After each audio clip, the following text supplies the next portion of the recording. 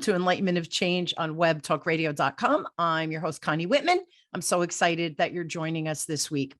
I hope as you listen to the show every week, number one, you feel my passion about helping you navigate change, right? Whatever that is in your life. And additionally, of course, I always start with my free gift to you. So in the show notes, you'll see my free communication style assessment. You'll get 2 reports. One will spotlight your natural communication superpowers. It's how you're being perceived out there as you communicate.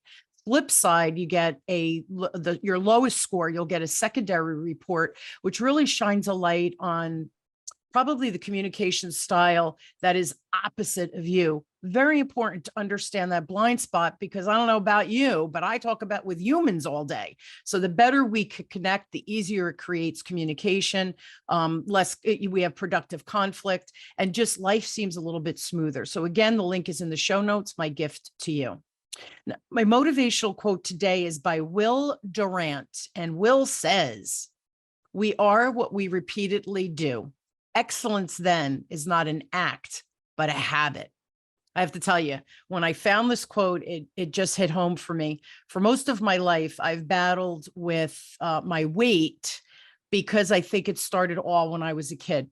So in 8th grade, right, what are you, about 12 or 13 years old, I was already 5'9", and I was taller than everyone. Yes, including the boys. It was, I felt like a freak of nature most days. And the worst was when we had to get measured height and weight.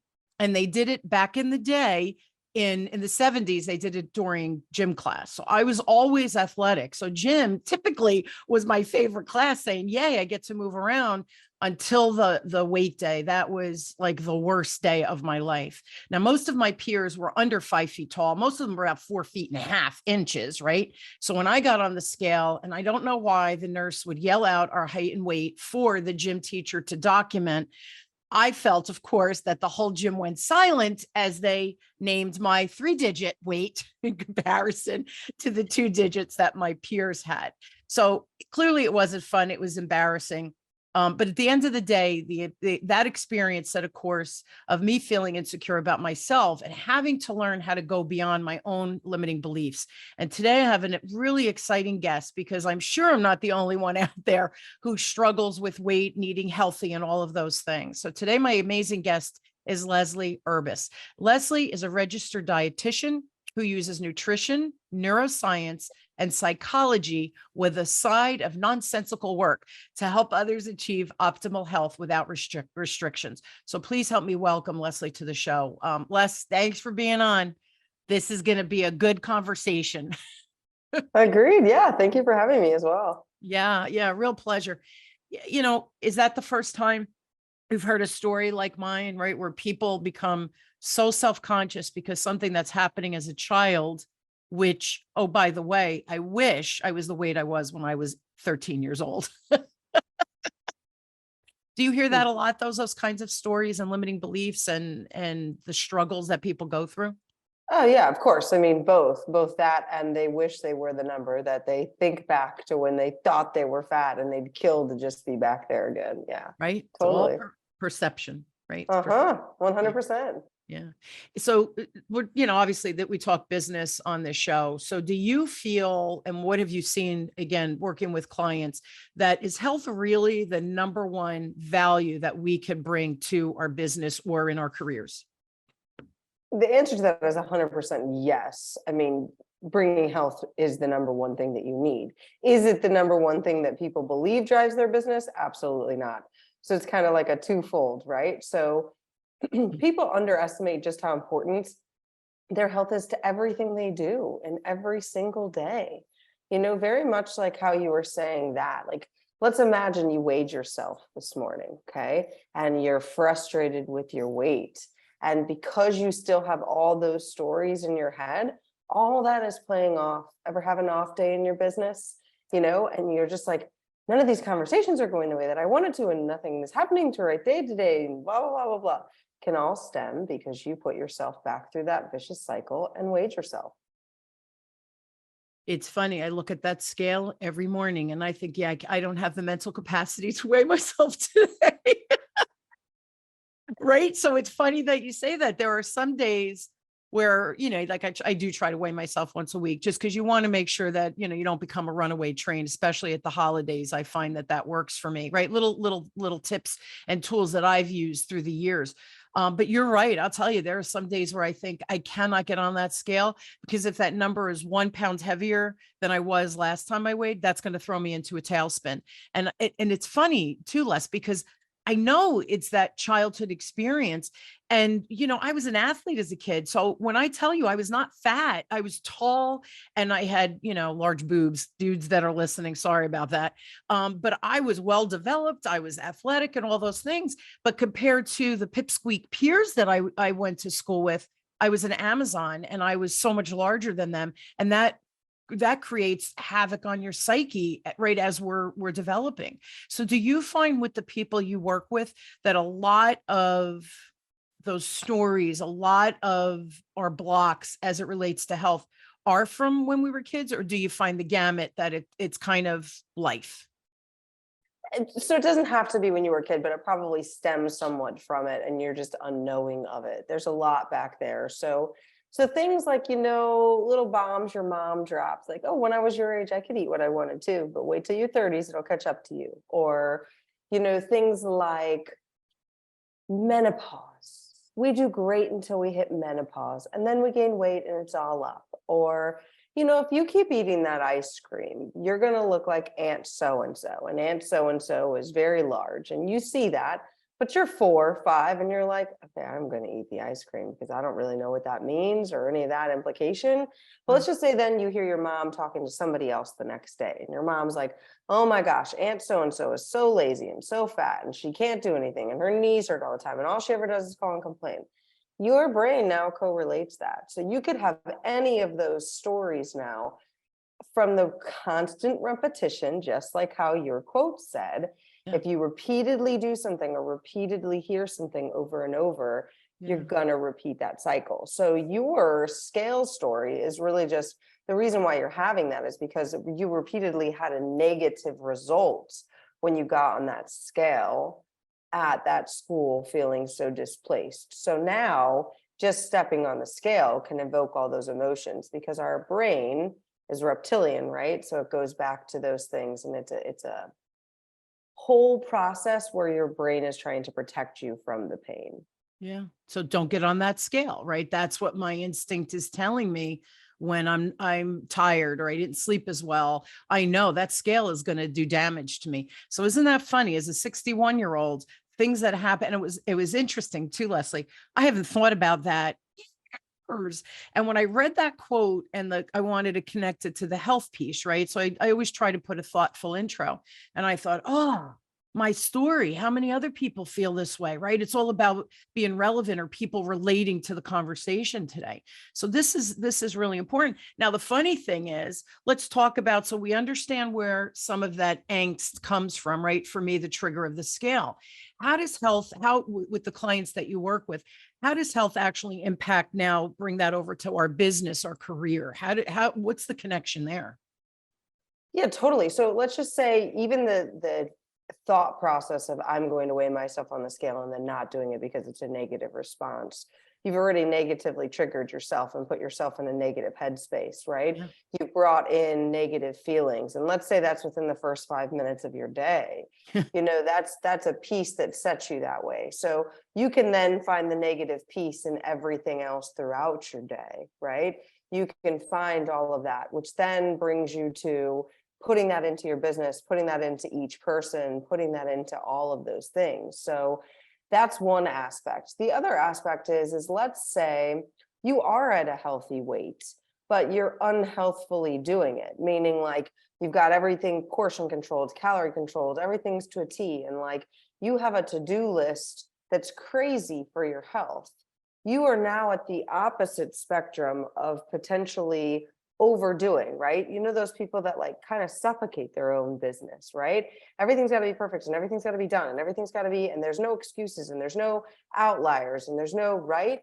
So all of this comes back to the way you do one thing is the way you do everything, right? Yes. And the way that you repeatedly talk to yourself is that way. So if weight, health, staying a normal weight, your body image is very important to you. any of those spectrums, all of that's going to be playing out in everything you do and in every call you have, etc. Especially if, let's say, you're triggered by something somebody else says on the other end because of it. We all get on those conversations with people where they joke and they're like, yeah, I thought about covering up my double chin, but it's just one of those things. And then that triggers you. Like, was that really my double chin? Do I have a double chin? Do I need to look at myself? Do I have the double chin? Are they telling me that I look fat today? I mean, I know that the scale said I was up 2 pounds, but it can't be much of anything, right? Okay. And then your brain goes into all these other things and you're not really listening to what they're saying. Yes. Right. All of that is impacted just from that conversation. Fascinating, isn't it? The human brain is so fascinating. And 95% of everything you and I are talking about right now is subconscious. You don't even realize how, like you just did that. You kind of like did that little side voice of, are they talking about my double chin? Are they insinuating that I'm fat? Right. We start projecting. We're not listening. We've disengaged. We're putting ourselves down. The negative record player screaming at us. That has to impact how we show up at business, how we show up on client calls, right? Just how we show up talking to our boss. All of that is playing out all the time. We don't even realize it. So this is why, as I was writing the show notes, I thought this is such an important conversation for us. Do you find that women are the worst at the worst? You know what I'm trying to say? Are we our own worst enemy more so than men, or nope, Con? This runs the gamut. It doesn't matter whether you're a dude or a chick.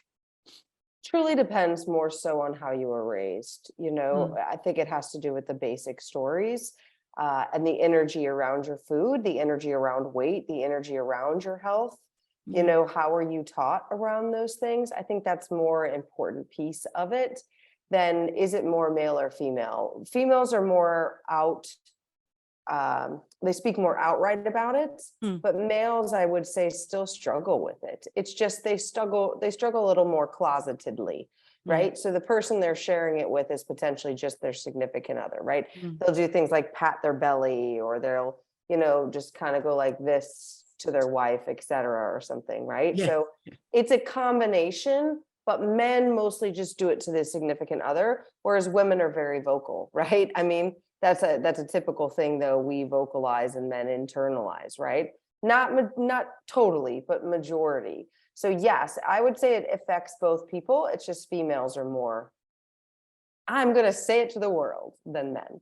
Yeah. I'm going to define it, right? I'm going to say, well, because we're more verbal, we're more emotional, right? That's just kind of how I think women roll typically. Go back to my quote, right? That consistency of habit. Why does that consistency actually fail our diet? It's a great question. So a lot of people learn consistency in the wrong way. Okay. They learn consistency of count my calories, portion control, calories in versus calories out. Make sure I exercise every day. Make sure I see my doctor. I learned that this is really healthy. I follow Dr. Oz. I get 18,000 supplements that I need. I learn to take, and I divide them up in my day. Right. Okay. And so we become more like of a human computer system, but a computer system that's not actually getting what it needs. It's just like, well, it's sort of like, I don't know what's happening to you, so I'm just going to turn the off button on, turn my computer off, and restart it because I don't know what happened, right? That's what you're doing, right? That's what you're doing with your nutrition, right?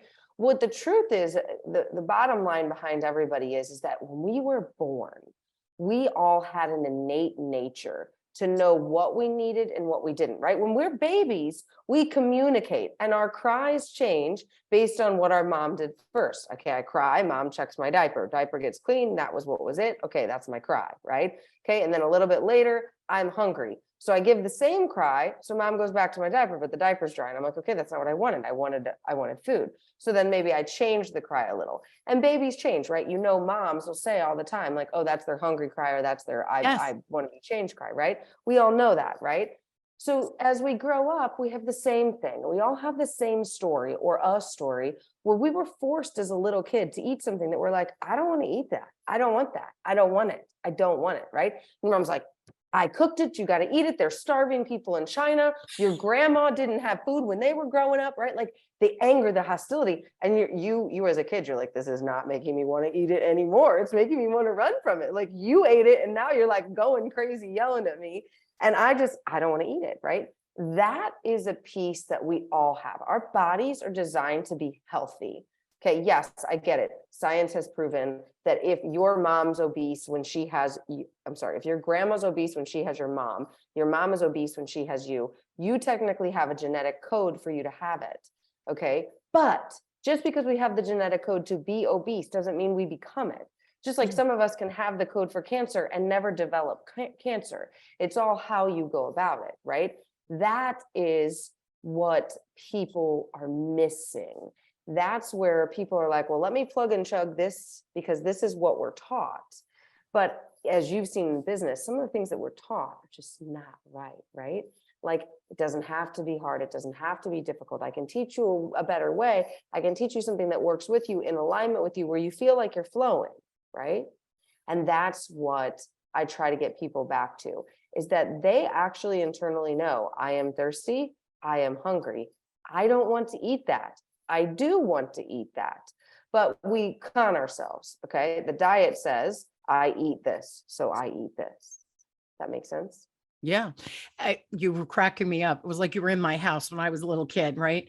It wasn't China. My mom would say people are starving in Bangladesh. I didn't even know what Bangladesh was or where it was, right?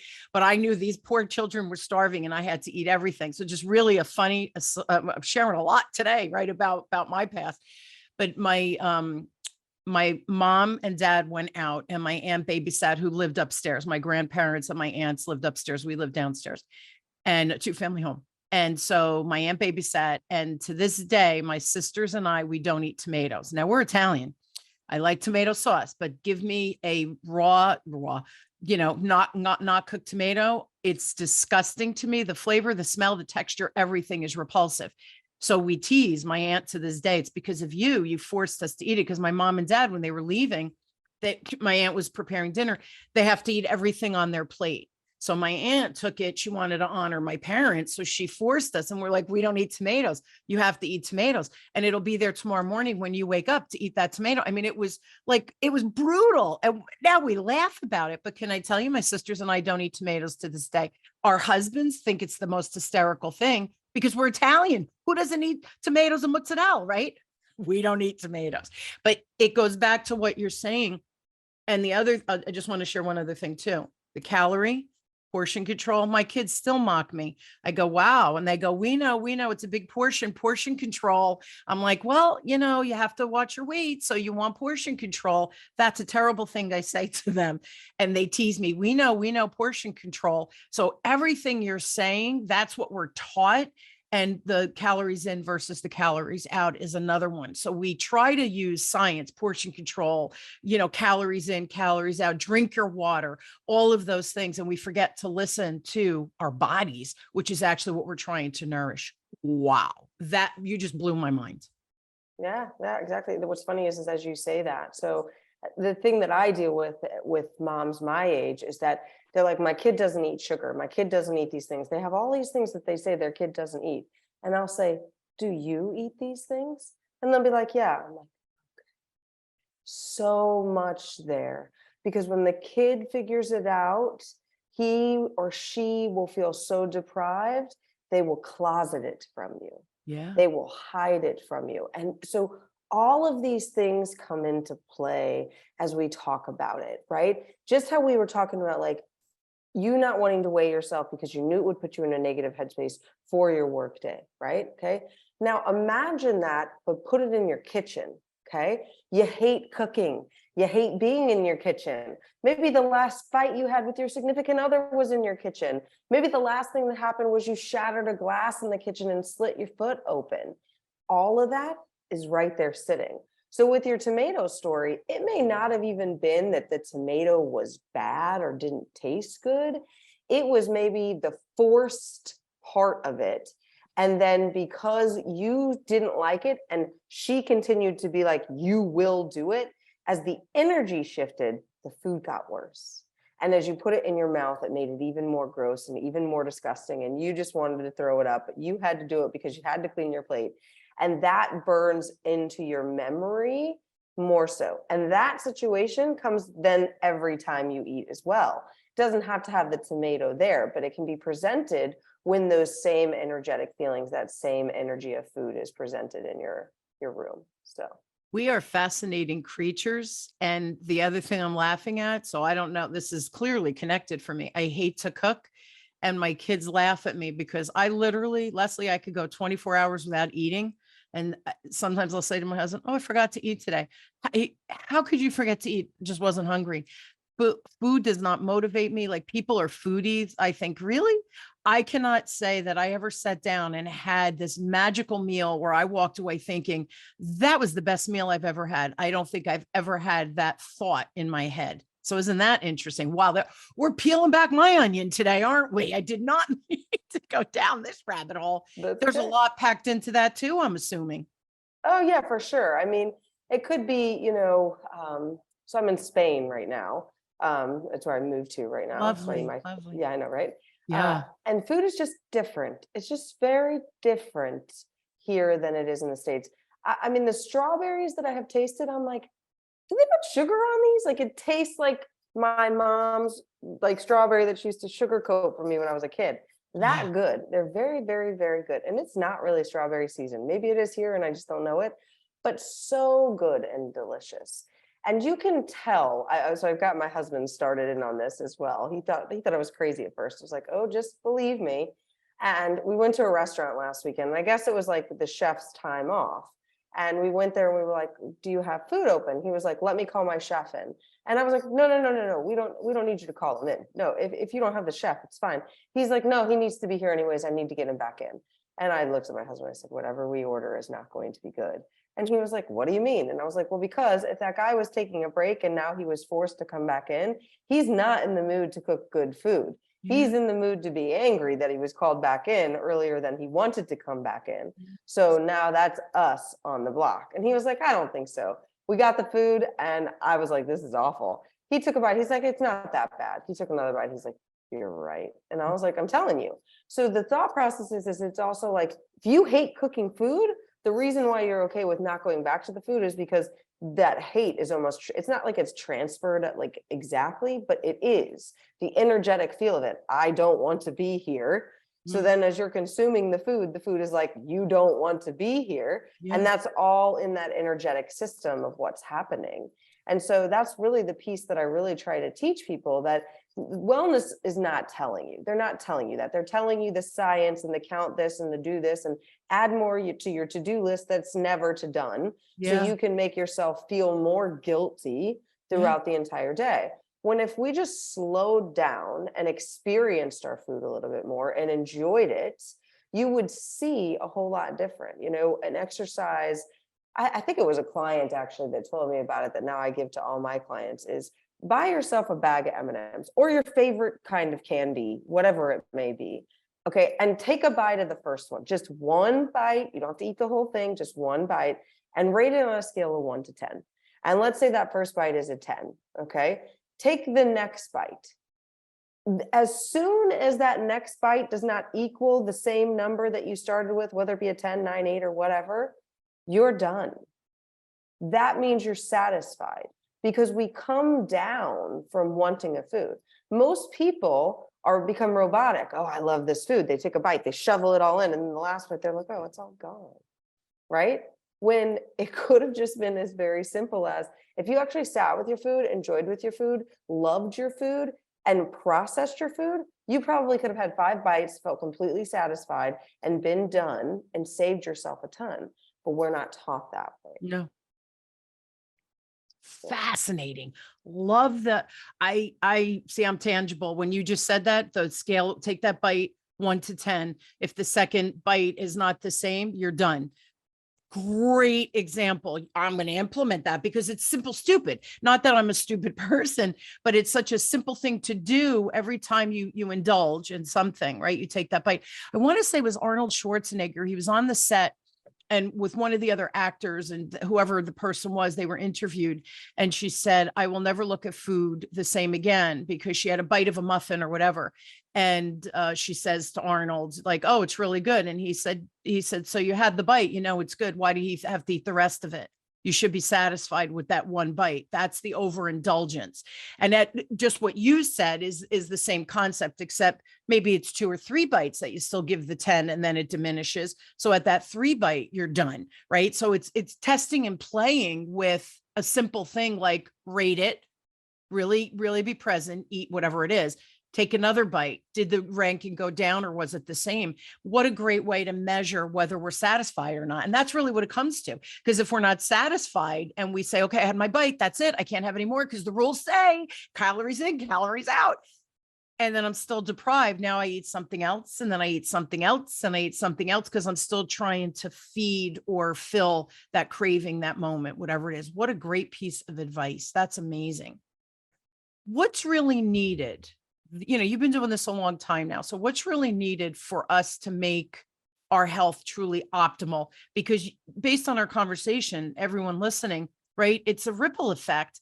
How we eat, exercise, sleep, all those things, our inner health impacts everything in our life, relationships, business, kids, ourselves, right? All of those pieces. So really, what does it take to have optimal health? That's a big one.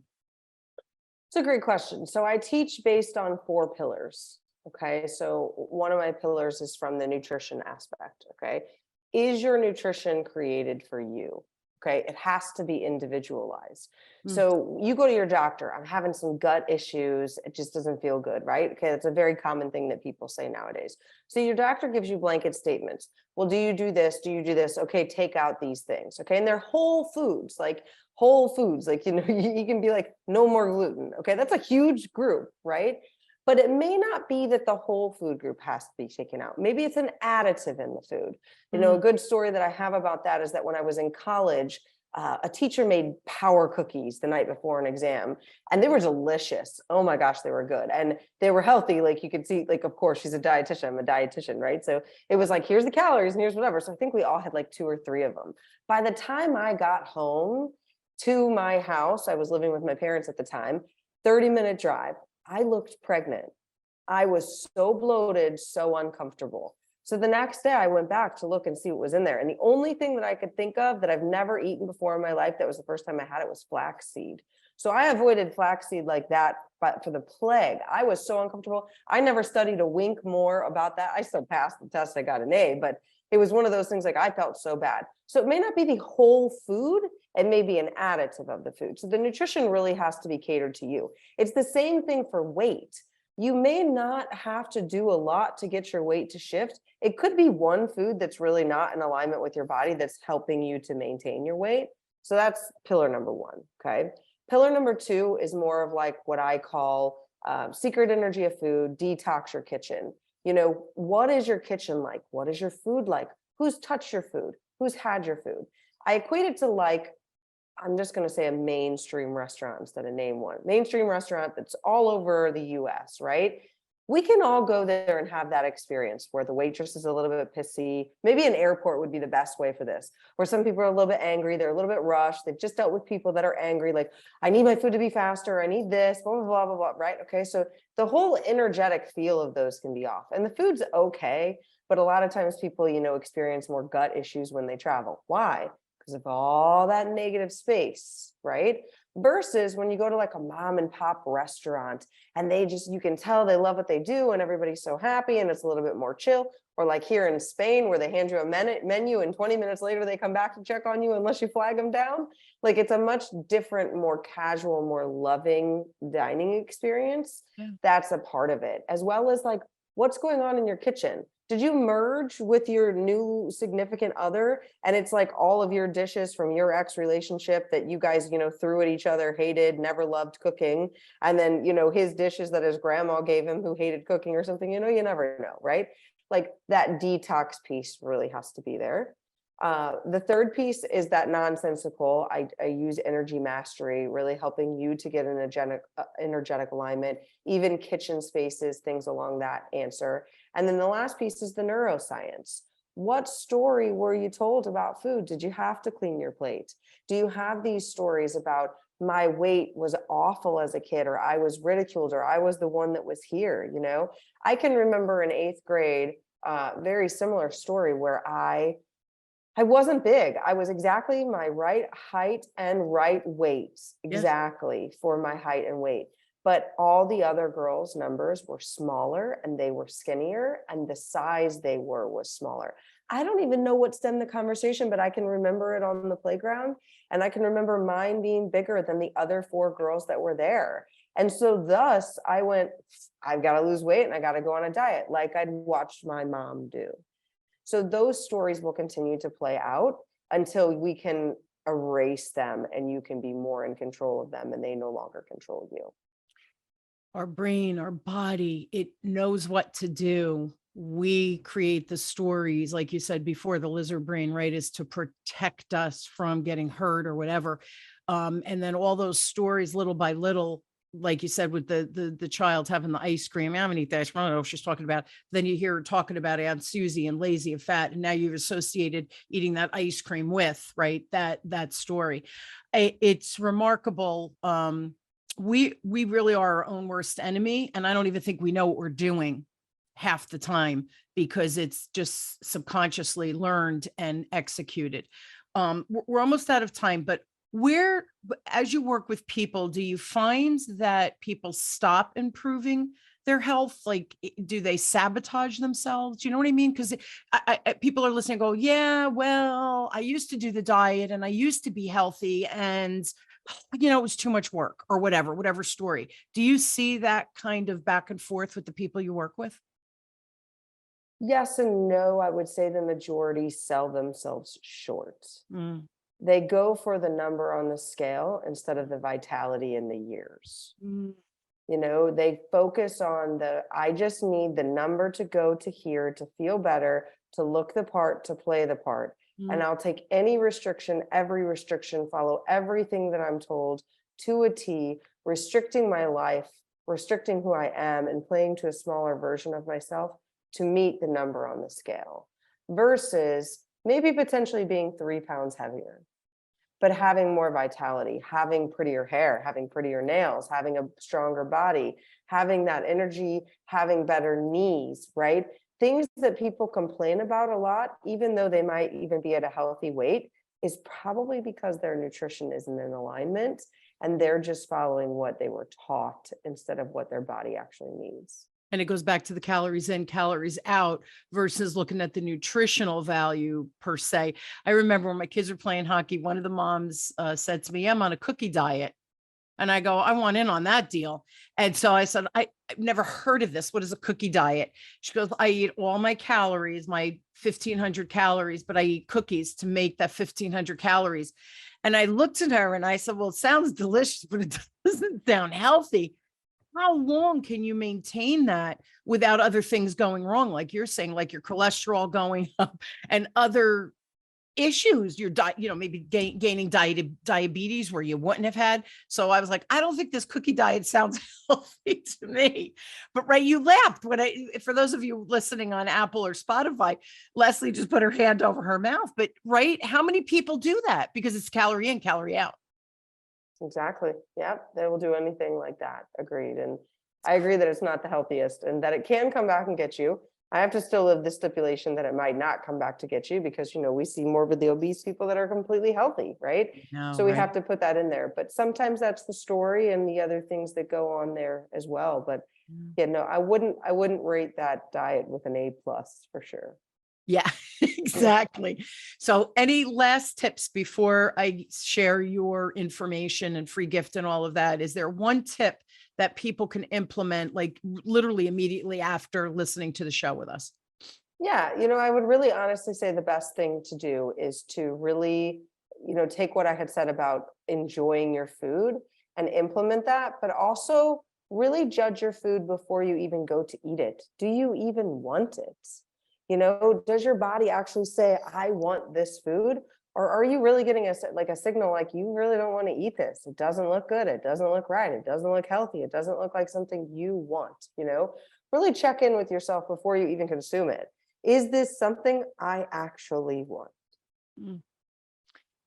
Pausing, right? Slowing down to speed up in essence, right? Slow down. And then as you eat, you're enjoying it. Like I said, I honestly, I eat because I have to, because I know I'll die if I don't eat. But do I choose like the food of the kids? I'm like, whatever you want. I don't care. That's usually what I go. I don't care. You guys know what I like. Whatever you want is okay with me. That's my conversation about dinner. My husband goes food shopping. I'm like, I get what the kids want. You know me. I'll eat anything. I don't care. That's terrible. I'm really gonna. Okay, so Leslie, this is my takeaway. Everybody listening, I'm really gonna start to pay attention to what's coming out of my mouth as it relates to food. And that's all I'm going to do. And I'm not going to worry about portion control. I don't think I can undo that for now, but I think I'm going to try to sit and truly enjoy. And then the other thing I'm going to do is that 10, that scale of 1 to 10, so that even as I'm eating, is that third bite as good as that first bite, or am I satiated and I'm good? I don't really need to eat anymore. That was enough food for me tonight or today or whatever it is. Really good tips. Thank you so much. So here's the deal. Everyone, I really think that you should check out Leslie's website, which is Leslie Urbas, Urbas, and Leslie, obviously, leslieUrbas.com. Go, if you have a question, they can email you, right, Les? Yes. If you have a question specific, just to see if Leslie might be able to help you, her email is leslie@leslieUrbas.com. I will put that all in the show notes. And we have a free link. It's a weird link. It's a bit.ly links, but I do want, Leslie, can you share with everyone what they'll get when they click on that link, the gift? Yeah, it's kind of like a how to rate your diet, but also how to get out of the diet mentality kind of thing. So these are the top 3 tips I gave to a very busy CEO who told me she had absolutely no time to lose weight or to get healthy. And she did these 3 things and lost 30 pounds in 3 months and kept it off. So wow. Oh my goodness. Everybody, we have to download that. I'm going to download it as soon as we're done with the show. yeah. That's awesome, Leslie. Thank you so much. Just really quick, when did you get into this? Like, have you always been a nutritionist your whole life? Like you knew you wanted to do this? Yeah, so I became a dietitian. I mean, that's what I went to college for. I don't know that I always knew it. I mean, I was always obsessed with food. I always hated the fact that people were like, oh, the apple's healthier than the candy bar. And I'm like, why? Nobody could tell me. I'm like, okay, well, I would like to know the answer to that. But I think it was also the fascination around dieting. I don't want to say that, I mean, my mom did diet a lot, but it was more so the nature of every woman that I knew around me where weight was a thing. It was like, oh, I need to watch my weight, or oh, I can't eat that, or oh, I can't. And it was women that were constantly saying this and not the men when I was growing up. And my fascination became with whatever that is, I don't want that. My kids never hear me say anything like that. They might hear me say, mommy doesn't want a bite of that, but that's because I just really don't want it, and there are other times that I'm like, yes, I would love to have that. Yes, I would love more of that. Yes, I would. Their chocolate ice cream here is to die for. Like I finished the whole cup and my taste buds never went down. I'm down with the whole cup. It was delicious and thoroughly enjoyable, but in the States, it's not the same way, the ice cream that I would get, the chocolate wise, but yeah, I mean, there's still things, like my favorite ice cream place in St. Louis, I can eat the whole thing and I can get the big one and eat the whole thing. I love it so much. Right. So it's those kinds of things that made me infatuated with doing it. And I've been a dietitian for like 14 years or so. So yeah. Yeah, it's curiosity. So that again, right, that was the trajectory, unbeknownst to you 14 years ago, that you'd be doing this today and really, really helping people thrive and be healthy and get rid of all of that old rhetoric, those old messaging, and truly, truly come out the other side healthier, better weight, feeling better, hair better, nails better, stamina better, playing with your grandkids, whatever it, playing with your kids, whatever it might be. Thank you so much. And at the end of the day, all of this affects how we show up at work and family and personally and, fill in the blank. So health really, really, I believe, is the number one most important thing. Everybody thinks money is a secondary. We need money to pay for things, right? To get the healthy food and all of that. But health, if you're not healthy, you're good for nothing. If you're in the hospital, you're not earning an income, so you're in trouble. So really, I do believe health is the most important thing, and the most power we have over ourselves is through diet, exercise. We have full control, right? We really do have full control. So Leslie, thank you so much. You're just a delight to talk to. And I love your perspective. It's not beat yourself up for having that candy or whatever it is. Truly enjoy it, like your story about the ice cream, and you enjoy to the last little morsel. I think that's important, and that's a mindset shift. So thank you again for the 4 pillars. Everybody, check out the free gift. Again, all of the links will be in the show notes. Leslie, thank you again for being on. Just a really informative episode. Apply, guys. We need to now go and apply. I know I'm gonna do it as well. And I hope you will join me weekly as we question, build, and discover together, no matter where you are on your journey of change. Today, we talked about health and wellness. Again, I hope that the show provides some tips and strategies for you to implement immediately. That's when magic starts happening. Information's a beautiful thing. If we do nothing with it, it's just information. So apply it and then report back to Leslie. I know she'd love to hear your stories if some of the tips she's given you works. That makes us, as business owners, it really does keep us going and make us happy, because we are trying to make a difference out there, right? That's why we do what we do. So Leslie, thank you again for being on. Thank you for joining me. You've been listening to Enlightenment of Change with me, your host, Connie Whitman, on webtalkradio.com. I will see you next week. Again, have an inspired week. Try one of the tips that Leslie recommended, implemented, and see the magic that happens. I love you all, and I'll see you next week. Have a great one.